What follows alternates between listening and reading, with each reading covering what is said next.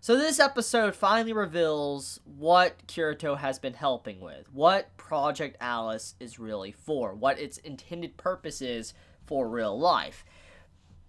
It is to create an artificial intelligence, AI.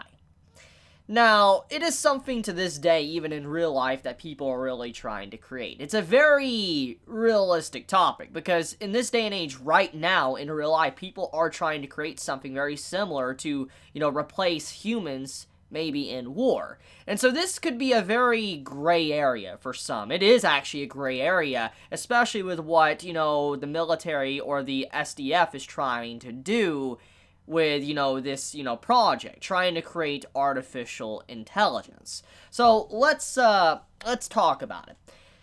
It was a very brutal scene with Higi, and how his copy realized he was actually copy, but he couldn't really handle it, and then he slowly started to break down. It's a scene, honestly, that just shows how messed up AI really can be. I'm not talking about their existence, but actually somewhat, yeah, maybe their existence, but also how it goes into an area to where is it right to really just mess with AI like they're not even a person? Because at that point in time, when you create something intelligent that really feels like it's real, and it has its own emotions and acts in its own way, is it really right to just treat them like they're just some form of object? Like, they don't have any rights whatsoever. And Asuna brought up a very good point. She's like, here's the thing. Yes, you're creating AI to be able to use in war and stuff to replace humans, but have you thought about the AI's rights? What they should be able to do? What they should want to choose? Because you choosing for them is not right. And it's kind of like mankind is playing God. They are deciding what to do with this new form of life, which is AI. It's, like I said, a very gray area, and it's effectively like this. It's kind of like the SDF is creating new humans that technically are throwaways, for they don't have to use humans that are a part of their populace. It's like they're creating a lesser species of what, from their point of view, to be able to fight for them, which is messed up. It's a very dark outlook, and it just shows that this is definitely an arc that is very relevant to this day and age, because like I said, we're at that point to where we might start creating AI or something in the future. But okay, so let's talk about what their objectives are and exactly how they went about it. So, it is revealed that the world that Kirito has been in has been sped up a lot. Like, it's on the fast forward button. Like, over 300 to 400 plus years have passed within this world in a span of, just 2 or 3 weeks, which is pretty freaking ridiculous, okay? And so basically, that is the reason why Kirito is at such a young age in episode 1, is because time was sped up so much that what feels like years inside the game, in reality, is probably maybe only a full day or a couple hours in real life. Which, once again, this is what I was talking about when this series first began, when I was doing my first impressions of the anime of SAO Season 3. I said that this is very similar to Aso World. If you've ever watched Aso World or read the light novel or whatever, you most likely are already starting to see the similarities with how, the world in real life is much slower than how it is actually within the game. And you could just do so much. The possibilities of how much time you can use and how much your mind can grow while being in a game for, let's say, 10 plus years while your body's only aged about 8 hours is pretty ridiculous. I mean, there's just so many capabilities and ways you can apply this technology that, honestly, I don't even think the SDF that's a part of the crew right now has really even began to think about. But let's talk about what's going on with the Fluctlights. So, apparently, they're using newborn, AI. They're basically using the mind of newborns and copying them into this world to be able to allow them to mature, to grow, for they could eventually become an artificial intelligence. And that is how they were able to get around certain things, like copies, like what happened to Higi's copy, and how when he found out he was actually fake, he broke down and just ceased to exist. They managed to work around that. But at the same time, though, it still doesn't get around the fact that all of the individuals within this world is pretty much just data. Just ones and zeros. They technically, in the grand scheme of things, they don't have a physical form, which is very once again, a gray area, because it was mentioned in this episode that technically, do they deserve rights if they don't really have a body? They're just a program. They're just an AI. They're not actually living beings like we are. Do they deserve to have rights? There's just so many things you can get from this episode that, like I said, I really appreciate. It's one of the reasons why I really like this arc of SAO, is because, like I said, it's tackling relevant things that happen in real life. But okay. So, one thing I do want to point out is you don't actually get to see Kirito at all within this episode. Even when you know that he's, like, in a chamber, like a tube, to be able to, basically get, fixed, or his mind could recover, we don't really get to actually point-blank see him. Like, Asuna doesn't walk up and get to see him. So, for all we know, just throwing it out there, for all we know, maybe Kirito has been copied, his mind is copied, and the Kirito we see within the game is actually just a copy of his personality, and the real Kirito could be dead. Who knows? Just saying.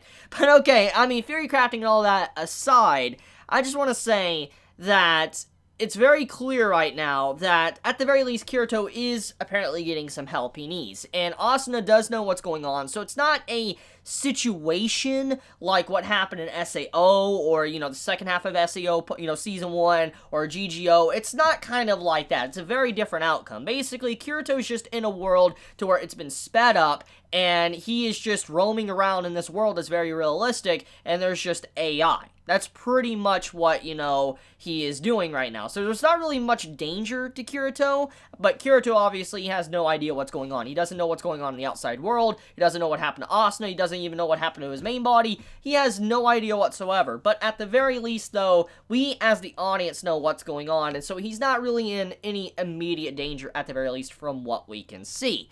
But at the same time, once again, this goes into more of a moral aspect and how Kirito is going to feel about how all these individuals that he's interacting with is basically being bred or brought up to be, weapons, to fight in wars and stuff. Is he going to be able to, sit by and let that happen? Or is he going to try to completely deconstruct this entire program and just take it down? Or will this series take a different route and try to fight for rights for AI? Who knows? Yui is a big thing that's already been introduced in the series, and we know she's an AI that has learned quite a bit, so for all we know, maybe that is the next step for this series, to fight for rights for AI, or, like I said, shut down the program. Kayaba and Rinko's relationship. Kind of what happened between those two, and how messed up it was for what happened to her and the choice she had to make.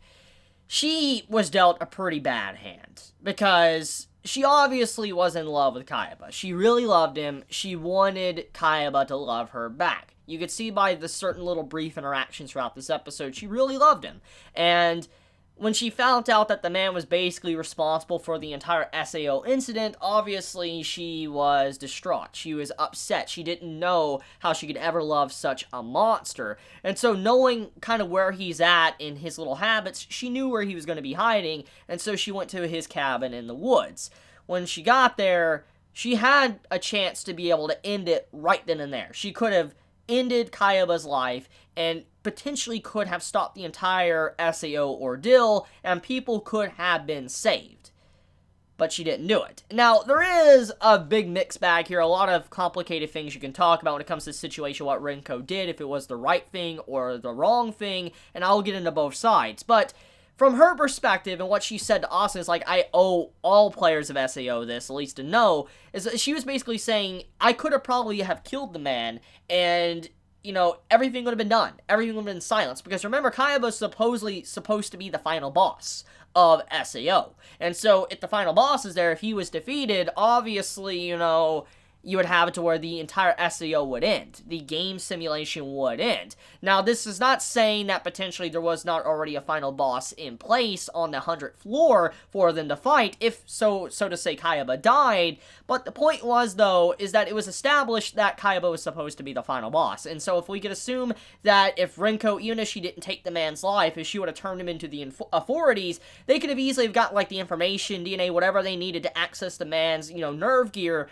to be able to get everybody out. So that's the point here, is that Rinko had a chance to end it very quickly, but in turn she decided to help the man and allow him to continue to do what he wanted to do. Now, a quick little thing we get is that she actually had something implanted in her chest that would have, ended her life if she would have went against Kayaba. But in reality, she was never in any danger whatsoever. Kayaba allowed her to do whatever she wanted. If she wanted to turn him in, she could. And the only reason why that was there in the first place was just because he wanted to protect her to where she would not get in trouble. Once everything is said and done, she would not be held responsible or put to blame because Kayaba was technically holding her hostage. So he did something nice for her. And Kayaba, deep down, it seems like he wasn't truly an awful person. Yes, he did a lot of horrific things. What he did to all the players in SEO is definitely something that no normal man would definitely do.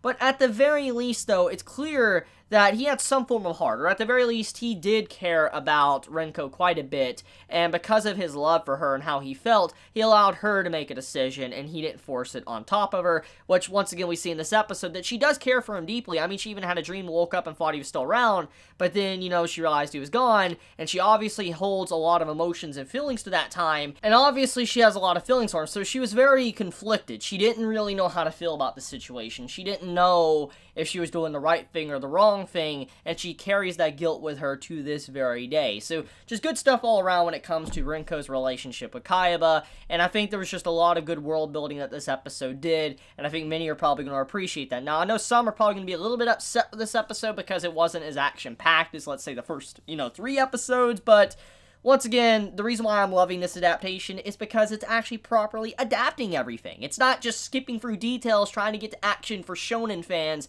It's actually properly adapting everything. But I'll end it at that. Let me know your thoughts in the comments below. If you enjoy my content, please subscribe. If you like this video, please leave a like. And if you want to get notified for whenever I upload a video, please click the bell icon down below. And with that, Chibi out.